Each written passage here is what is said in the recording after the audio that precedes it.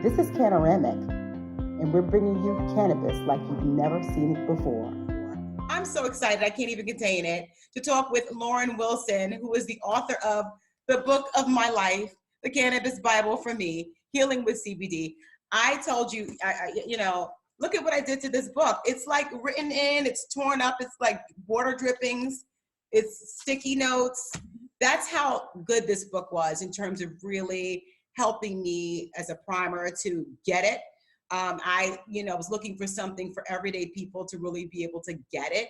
And this book is like, goes from the beginning all the way to the end and in between, and such a wonderful work. Exciting. Thank you. But wait, so we're going to talk a little bit about your background, but I have such an important question because just overall, it seems like CBD can treat pretty much so many different conditions. I mean, the plethora of different options and opportunities out there. It's so exciting, but I want your thoughts on one of the most serious conditions that is expected to affect millions of people worldwide and reach epidemic proportions, and that is zombification. Can CBD treat you if you become a zombie? I know you know this because you love zombie culture. Oh my God, you really got me with our Felicia. I was like, where is she going with this? What condition? I have to say there's been no research looking at whether or not CBD can affect you if you're a zombie, although it does do a lot of different things in the brain. Yes. And the brain is kind of the thing that a lot of people think about when they think about zombies. It's like they're dead bodies, but like obviously there have to be things happening in their brain for them to even still be moving. Exactly. So and maybe CBD will cure zombieism. That would be cool. That would be really cool. So as a little note, check out Lauren's other books on zombie information if you're into zombies. Lauren's got some books on that. Maybe that should be my next book. Yeah. Cannabis and zombieism. I'm telling you, there is something there. I'm just putting it out there. No one should steal that idea. So how did you put Healing with CBD together? Because this book has I look in the back and there's like all of these research notes and this, you got like charts and tables, and this was, how long did it take you? What did it take for you to put it together? You and your partner, Eileen, tell us all about it. So, okay, I'll give you a bit of a long-winded answer just to sort of give a context as to who I am and how I got to be writing this book. So as you mentioned, I've written about zombies. My background is actually in food. I went to chef school. I worked in restaurants for a long time. As a result, and I'm also a zombie nerd kind of separately from that. And as a result of that, I have written two cookbooks for the zombie apocalypse. One being entirely my own creation, my first book, and then I was approached to do the Walking Dead's official cookbook. So food is my background, and I was working on an edibles cookbook when I hooked up with Eileen. So I had started looking into the science of cannabis, longtime cannabis enjoyer, but not really all that familiar with the science, and really not appreciating how cannabis works in the body, the plethora of systems it touches, all that stuff. So I'd sort of started looking into that independently as I was putting together this idea for a cannabis cookbook, and hooked up with Eileen. So I had started looking into the science, but writing this book kind of thrusted me full force into cannabis science. And coming from basically just an everyday consumer perspective, teaming up with Eileen, who has a long career of advocacy, working as a cannabis nurse, who intimately knew the science of cannabis, I think it made a really unique partnership in that she had a perspective of science and medicine and working with patients, and she had that expertise. I came into it, being a fairly smart person who wanted to learn more about it, but then really was like a consumer trying to navigate, especially with CBD now. I mean, the marketplace is insane. So anyways, all that to say, I think it created a good synergy for us to work together. Ultimately, putting together this book required an enormous, I can't even tell you, amount of research and reading and talking to people and learning. Because, it's unfortunately, we're not yet at the stage of technology where Eileen could just take all of her knowledge and transplant it into my brain. So I needed to acquire a lot of that knowledge. and so that's sort of like the basic groundwork for how this book came to be and how it got produced. How long is it? Like a year of this? This sounds like a lot of work. In my past research efforts, like research is one of the things that I'm best at as a writer. I write a lot of articles and I do a lot of research, and I really enjoy that component of it. My first book I worked on for 10 months. This book was a very tight timeline, and it came together in like between 2 and 3 months. So it was really an intense period of working. So in theory, yes, I could have been researching this topic for a year or more, but I did it in a very condensed time frame. Well, I believe you probably should have some sort of a PhD in cannabis in some capacity. It's a lot of stuff in there. So, you know what? I wish I could say that was true, but there is so much to know and so much more, and I'm learning something literally every day. So. Right. Well, we all are in this gray world of cannabis that it doesn't seem like it stops with the new every day. Thanks to groundbreaking research from people like Dr. Raphael Mechoulam, we know about the compounds in cannabis. We know about THC, which is the psychoactive. We know about CBD, terpenes, and many people even heard about the homeostasis system, the endocannabinoid system. These terms actually were added to the Merriam-Webster dictionary last year. So it's like, oh my God, there's CBD in there in the freaking dictionary. But there's still confusion. People are so confused. Why are people so confused? What's happening with people?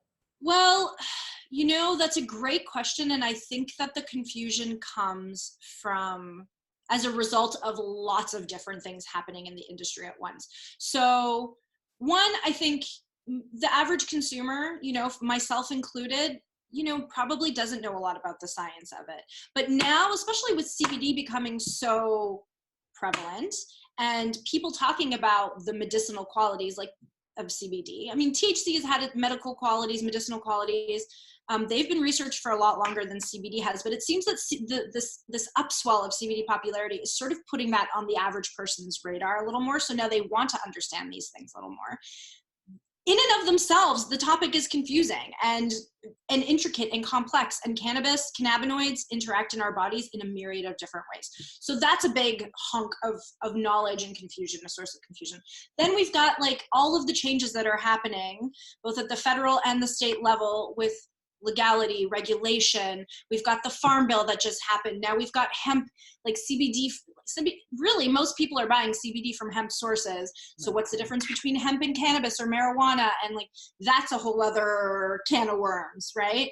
And then when we dial in a little deeper, looking just at CBD from like a purely product standpoint in the marketplace, there's a whole whack of different products, right? Like CBD is in everything now. And consumers don't really know, there's also a lot of products that are mislabeling, misadvertising, this, that, and the other thing. So consumers kind of also need to get a grasp on what to look for when they're actually buying a product, to vet that product and make sure that it's safe and what it says it is and what it's supposed to be and all those things. Right. So I think confusion is coming at consumers from a lot of different angles. Right. At the same time, we're seeing it becoming more mainstream, but it's still mainstream in a level of confusion. And then not to mention the stigmas and the myths about cannabis and CBD, well, cannabis in general, that people are having to kind of wade through. Let's talk about the difference between what we call marijuana and hemp. Because I think that's also a fundamental difference people need to understand. Yes, it is a fundamental difference that people need to understand. It's also, I mean, because hemp has this rise with the legality of farming and the farm bill and all of that stuff, we're obviously seeing a lot more hemp-based products out there, especially when we're talking about CBD, right? So it's confusing because like there's a lot of jargon, right? There's a lot of words that float around. There's marijuana, there's cannabis, there's hemp. It's like who means what when they're saying this, that, or the other. People don't like to use the word marijuana anymore for a lot of social issues. I get that. It is still used. It is like at this point, like I don't know what the shakedown is going to be at the end of the day of the jargon that we use as consumers and as producers and as scientists and all of this. But right now, it's useful to keep that word marijuana just to use for context, because marijuana and hemp are two different things. They do belong, botanically, they belong to the same family, which is cannabis. So they are both technically cannabis. So when people say cannabis, they could mean marijuana, they could mean hemp. And so right now, I think the general verbiage that I'm seeing people use is cannabis to refer to marijuana and hemp to refer to hemp, although they're technically both from the same family of plants. Right. And what exactly is the difference from the plants Right. makeup standpoint? So again, interesting, like especially when you contextualize the really long history that this family of plants has had with humanity. It's been around for a really long time. We've been using both types of plants for a really long time. And like in the last, let's say 30 years, we've seen people have been consciously and very specifically breeding marijuana plants, right? For THC content, for terpenes, for all of these other things. To not make this too long and complicated an answer, basically you can think of marijuana plant as plants that have been cultivated for a higher content of THC. Mm-hmm. Whereas when we're talking about hemp plants, hemp naturally has some THC in it. The proportion of CBD to THC in a hemp plant, you're gonna get more CBD. THC is generally a lot lower. And now legally, by definition, hemp has to have less than 0.3% THC to be considered a hemp plant. So that's also an important distinction when we're talking about the legality of it. But generally speaking, you've got these plants that are more THC rich, these plants that are more CBD rich, and hemp plants have also been used for all kinds of other things, like clothing, like ropes, like sails, like all of these other things. It has a fiber in it that's really useful for a lot of practical applications, whereas we don't really see that with the marijuana plant. Nice. They're cultivated for buds, right? They're cultivated for, and they're made into lots of other different things, but they're cultivated for the flowers, whereas hemp historically has not been. But it is a richer source of CBD and it is technically legal, so that's why we're seeing this like upsurge of hemp CBD. So we can get CBD and CBD from what would be technically considered marijuana. Mm-hmm. And we can get CBD from technically a hemp plant. Yes. It's just that the CBD would be maybe higher in the hemp plant than it would be. Yes. Natural. Naturally occurring, yes. Things get, again, like it's like complications at every turn. Things get a little more complicated because now that people are really into CBD, and this has been happening for the last few years, cultivators are now trying to breed marijuana plants that are high in CBD and low in THC because people want that, you know? And so hemp plants are getting breeded with marijuana plants and like things are getting real messy. This like basic distinction still stands, but you can technically have a marijuana plant that's really high in CBD and low in THC. Wow. Yeah. Confusion. But thank you for healing with CBD. That's going to help us. Okay. So when people see a bottle and they see that it says CBD, what should they be expecting to be in that bottle? What is it in the store? I mean, I know that it can be a wild range of things and technically what's it supposed to be?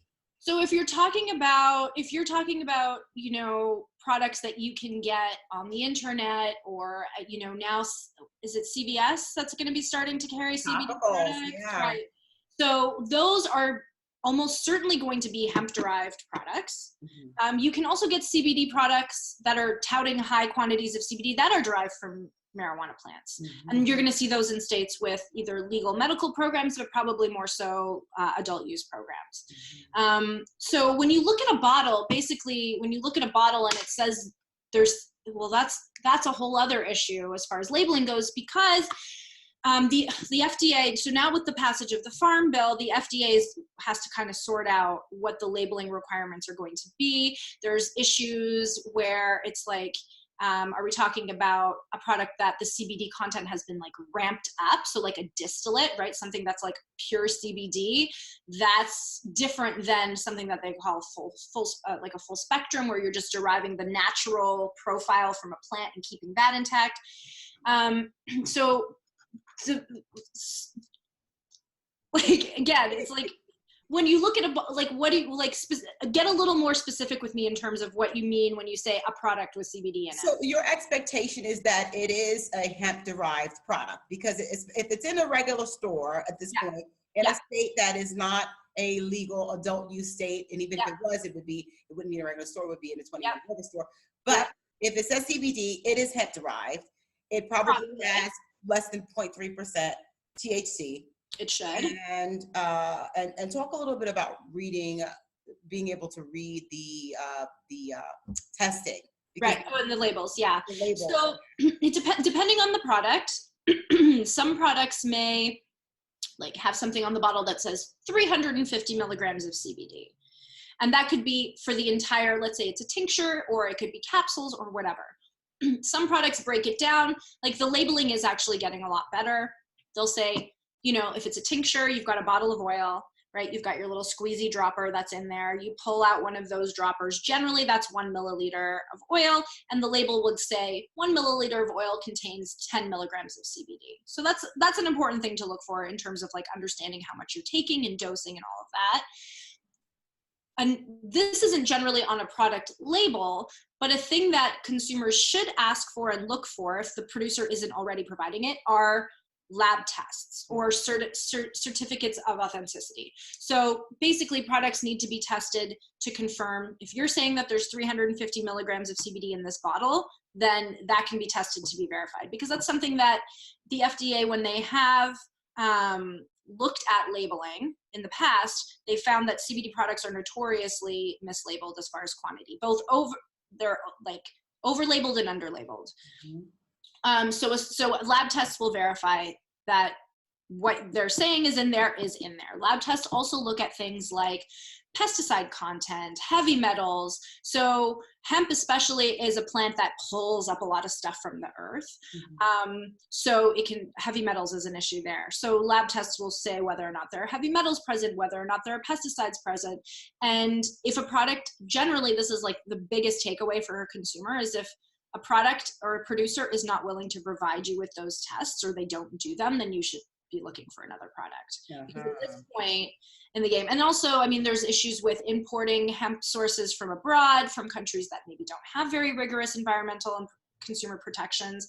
That has been an issue in the past as well. So ultimately, consumers can take that step by looking at lab test results to make sure that the cannabinoid content is there. You can even look at what terpenes are in there if they're testing for those, and then to make sure that you're not getting anything that's unsafe, like pesticides, heavy metals, microbes, et cetera, et cetera. You actually have a nice section on that with actual charts and graphs that people can look at in your book, which is a really great tool to use. So we now have a perspective as to when we're going in the store, what we're getting in the bottle. I've actually heard some folks say that they've tested bottles and it has 0 CBD in it. So that whole thing of looking at the lab test is so important.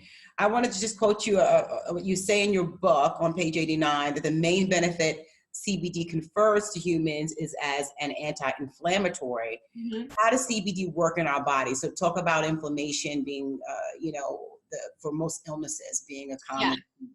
So one thing that, and again, this is something that I hope is really underscored in the book, and I like to underscore always when I'm talking about CBD research, is that it's still very much in the preliminary stages. But one thing that I think has been demonstrated with some level of like, okay, yeah, this is probably legit, is anti-inflammatory benefits. So as an anti-inflammatory, inflammation basically has its root in lots of different diseases and disorders. It's a condition that exists in our body. Like inflammation is going up and down and being curbed and coming and surging up all the time. And it's not just like when you bump your toe or you get a bruise, it's working. Inflammation happens in lots of different ways in the body. And CBD has a good anti-inflammatory effect on the body as a whole. So in that way, inflammation, just that one thing, can touch so many different diseases and conditions, and CBD can help inflammation for many different things.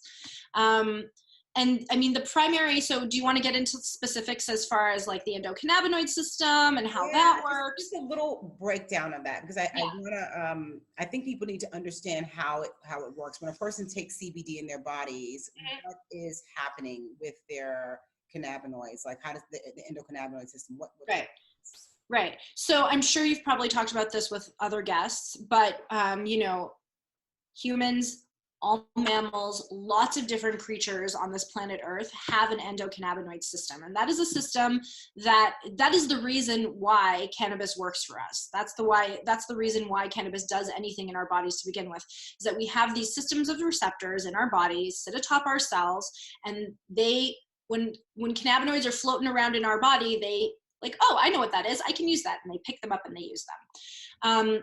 So cannabinoids, so when we talk about cannabinoids from plants, which are phytocannabinoids, so those are coming from plant sources, we also have something in our body called endocannabinoids, and those are cannabinoid-like substances. So we're talking cannabinoids, we're talking THC, CBD.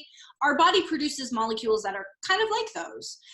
They're called endocannabinoids, and those things are, and basically the endocannabinoid system as a whole is looking at maintaining homeostasis, or a state of balance in our body. And it does that in a lot of different ways. It's like it interacts with so many different systems in our body to keep things in balance and in check.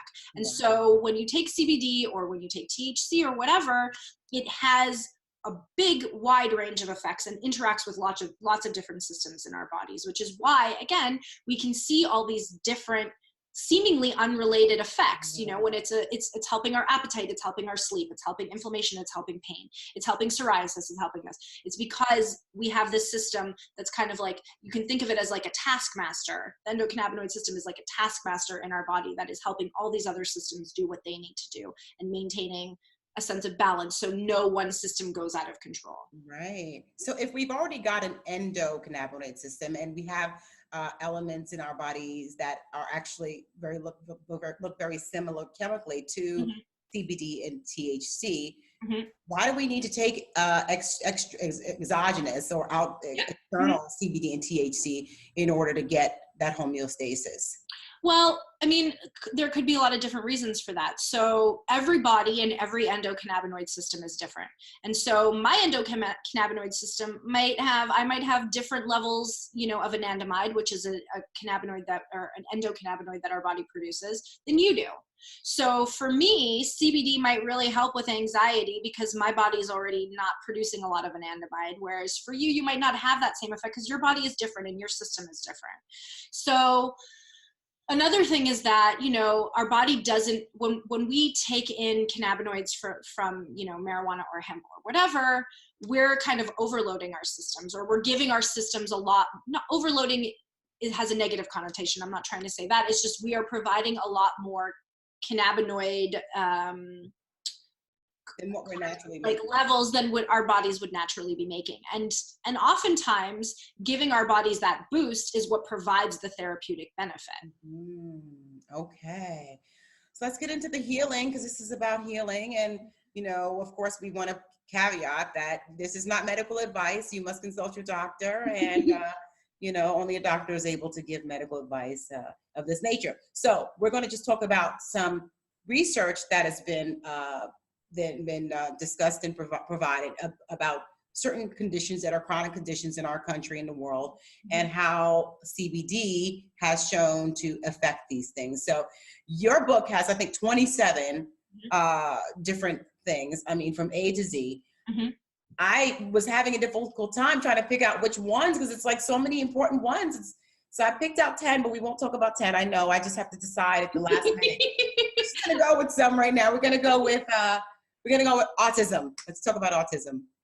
Okay, so autism is an interesting one. So I think to preface this conversation, I want to talk a little bit about the difference between, like, you know, scientific research and evidence versus anecdotal evidence.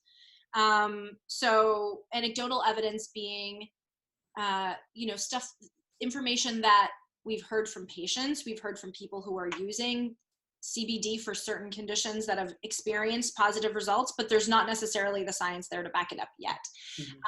So for something like autism, there's more anecdotal evidence than there is scientific evidence at this point. But a lot of people talk about autism, or mostly parents talk about CBD or THC helping for autism.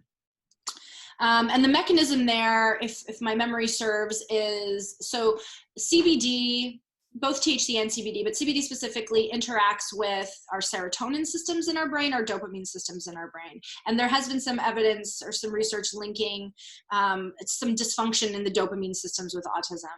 Another way in which CBD can be helpful for autism is just in its anti-anxiety benefits. So sort of just general calming effect.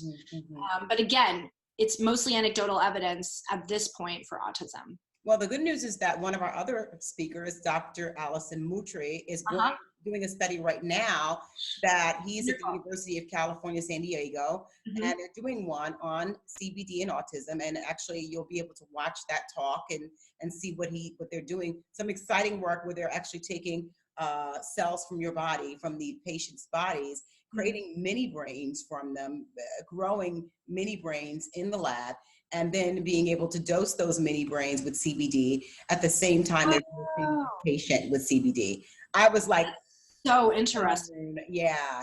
So you're going to love that one when you get to see Dr. Moutry. So that's autism. What about ADD, ADHD? Again, same thing. As far as like anecdotal evidence, again, we're talking about the serotonin dopamine systems. And you know, anecdotally, I've read a lot of, very small studies with humans people have conveyed experiences that it helps them concentrate, it helps them focus, it helps them, but again, not a lot of research to speak of at this point. And the good news about CBD is, you know, because the question is, well, how much of these things are these people taking to get these effects? Is that the World Health Organization said that CBD is safe up in high doses. So people will have the ability to titrate up or down according to what effect they're trying to achieve. Yes. And then, I mean, another thing to appreciate that I find that is not often highlighted is that, and I think we mentioned this somewhere in the book, is that, you know, when we're talking about clinical studies involving humans, so there's different levels of scientific study. We don't start just testing things on humans, right? We kind of work up to it. We look at things in test tubes, and then we put them into animals, and we study animals, and then we kind of get to the human level. But when we're talking about human clinical trials, oftentimes the doses that are being used are quite high when we're looking at CBD and THC. And then you look at the dosage that are in a lot of consumer level products, and it's very different. And people don't necessarily know that or appreciate that. I'm not saying that everyone should go out and have a high dose of CBD by any stretch. I think that, I mean, we can talk about dosage later and how how every body is different, and dosage kind of depends upon that. But just to say, yes, WHO has said that CBD is safe even in high dosages. So it's a well-tolerated, it's a safe substance. I think that's fairly safe to say.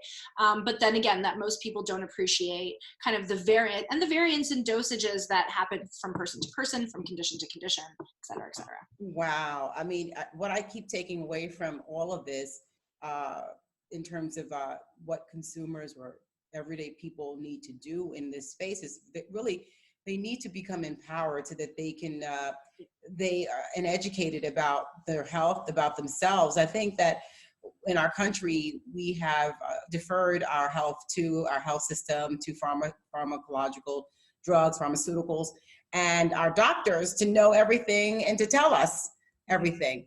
But this seems like it's going to be a while before, you know, the clinical side is ready for cannabis and can present real information to us. So in the meantime, get educated, get the books and know what's going on for yourself, because it's otherwise you're just not going to be able to move in this space. Let's talk a little bit about arthritis. Mm-hmm.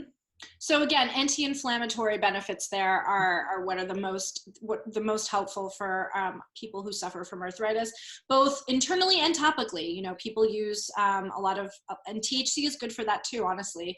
When you're talking about like neuropathic pain or just like sore joints, etc., CBD, the anti-inflammatory benefits there are what really help. Mm-hmm, mm-hmm.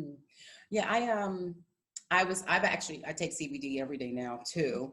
And I noticed that I have this pain in my arm that when I'm taking the CBD, it's definitely manageable.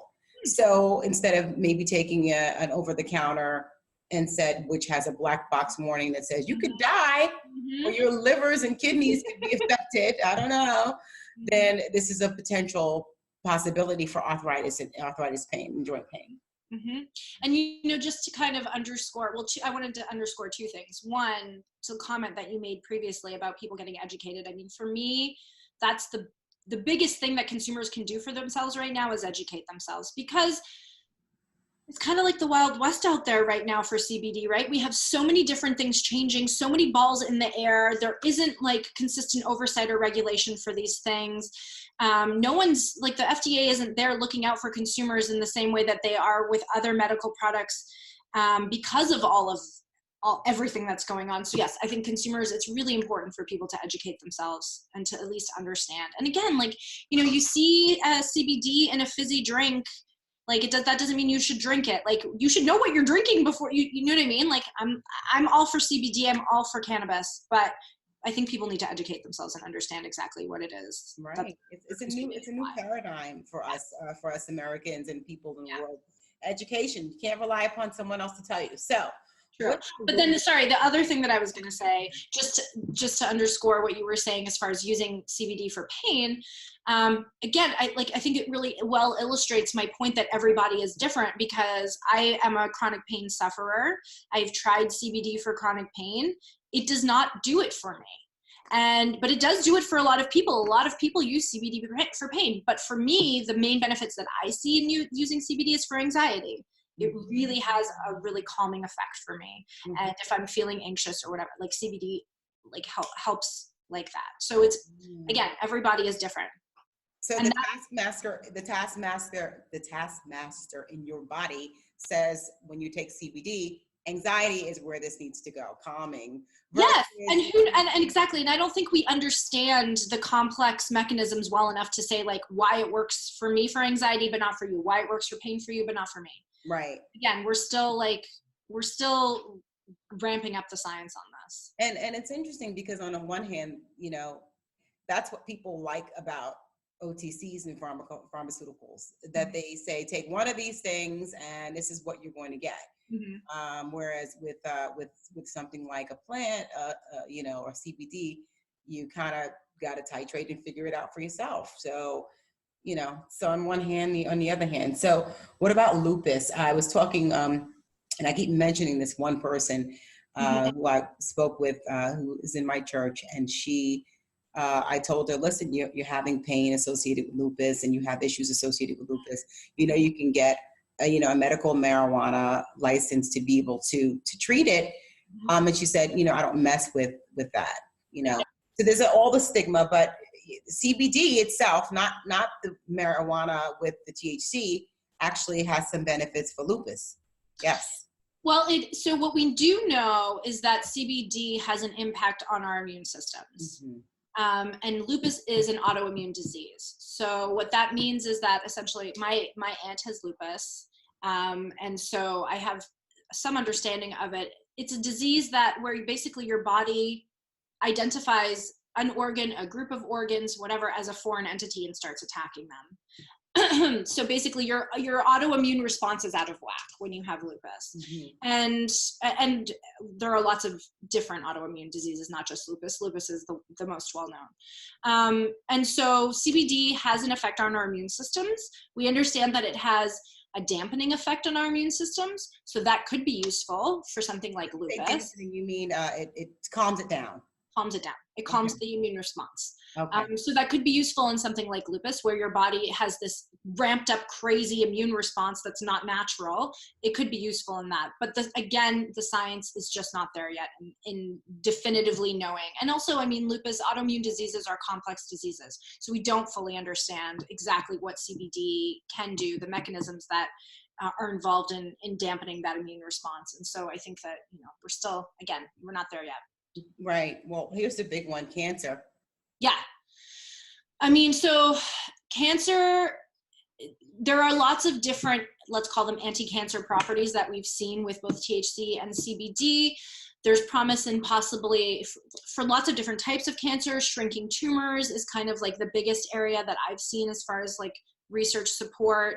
But again, this is like, we're talking about basic level research. We're not seeing, there haven't been clinical trials with humans yet. We're seeing this in animals. That's cool. But the issue with going from animal studies to human studies is that oftentimes what we see in animals doesn't translate to human bodies.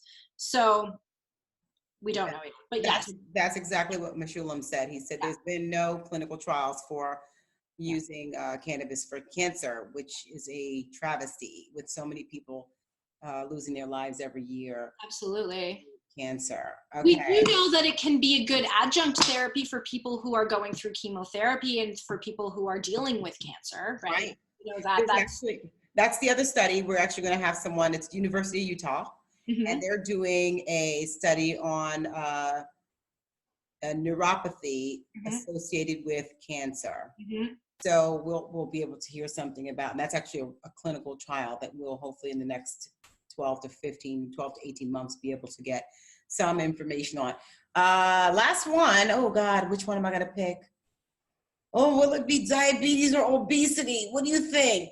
Well, we could talk about both of them because you're looking at like metabolic issues in both those cases, right? And so we do know that THC, CBD have impacts on our metabolic systems. Like THC is the obvious one people know and are very familiar with, which is that when you smoke THC, a lot of people get hungry, right? That's affecting your metabolic system. That's signaling to your body to have this metabolic response. And so there's promise there, but again, the science isn't there yet. So we know that and let's differentiate actually, because I just mentioned THC having that like the munchies effect, right? Making you hungry. CBD generally is known to have an appetite repression effect, or what's the opposite of stimulant? Suppression. Suppression. Thank you. There we go. That's the word. An appetite suppressive effect. So that could be useful in treating, something like obesity. Right. But again, science is still very and again, like, so something for like diabetes, we also can look at like, diabetics often suffer from neuropathic pain. So that could be like an adjunct way that CBD can help with diabetes. And I also read something about insulin resistance in diabetes patients, helping with insulin resistance as well. Wow, there is a lot. How do we use it? Let's just talk about formulation. So we've got tinctures. What do we have? We have sprays. We have everything now. Yeah. Well, yeah, exactly. I mean, so if you're wanting to use it in a more medicinal way, right, you're probably not going to go for a fizzy drink. I mean, oftentimes these products have like, maybe 5 milligrams in there. So it could be a way of getting some CBD, sure, but if you want something that's like a little more concentrated, higher dose, yes, you're looking at something like a tincture. There are capsules, there are gummies, there are like quick dissolve tabs. There are all kinds of different things, and different ways in which your body uses them. So the delivery methods, if we want to use like a scientific or a medical frame on it, the delivery methods vary between inhalation, right? So you can vape or you can smoke. There are now high CBD flower that you can get. So if you wanted to smoke that way, you could. So like inhalation versus ingestion. So you're inhaling into your lungs. You're going to have a quicker onset, right? You're going to feel the effects more quickly than you will if you're ingesting and you're digesting, because it's going through your whole system in a very different way. And then versus like going under your tongue, like if you put a tincture under your tongue, that's technically ingestion, but it's being absorbed and metabolized in a slightly different way than if you were fully swallowing. Does that make sense? Yes. So I understand under your tongue, which is called sublingually, right? Yep. Mucous membranes under your tongue, take it in and it goes, you get a more direct effect versus swallowing, going through your whole digestive system. Exactly. Got it. Okay. And dosing, last question on dosing. I mean, start low, go higher. Yeah, start low and go slow is like the best advice.